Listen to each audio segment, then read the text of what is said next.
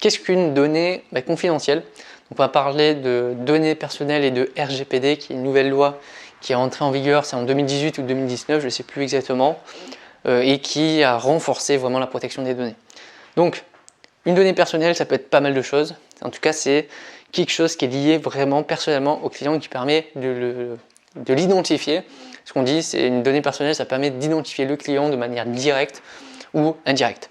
Donc, exemple de données personnelles, bien sûr le nom, l'adresse postale, l'âge de la personne, c'est une donnée personnelle, la situation familiale, le numéro de téléphone, le mail, et bien sûr il y a plein de données différentes qui peuvent exister sur la personne, comme ce qu'elle aime faire, etc. Donc qui sont plus ou moins importantes bien sûr, mais vous vous rendez bien compte que le nom ou l'adresse ou le numéro de téléphone de la personne, elle ne souhaite pas le divulguer, tout comme bien sûr ces informations bancaires qui sont normalement sécurisées grâce à des logiciels de cryptage bien sûr, de sécurisation des paiements.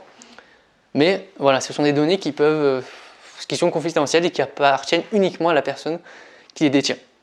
Donc, qu'est-ce que le RGPD? Le RGPD déjà, il va agir sur pas mal de choses, sur le fait qu'on ait des comptes clients. Donc dans le compte client, vous avez toutes ces données-là qui peuvent être inscrites par le client.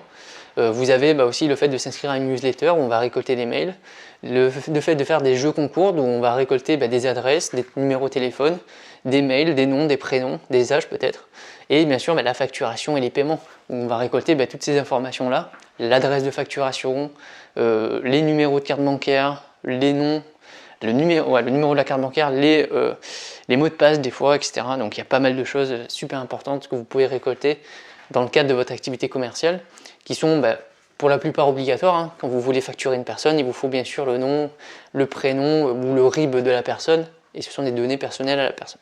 Donc en fait, le principe du RGPD, c'est de demander, quoi qu'il arrive au client, c'est une demande de consentement sur l'acquisition et la potentielle exploitation de ces données personnelles à titre commercial.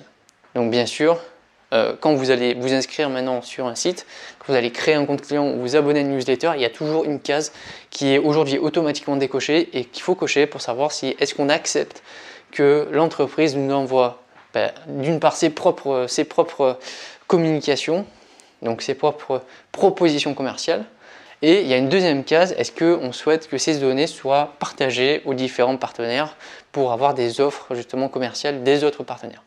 Donc c'est obligatoire de les décocher aujourd'hui et que ce soit le client de lui-même qui accorde son consentement pour l'exploitation et la récolte de ces données.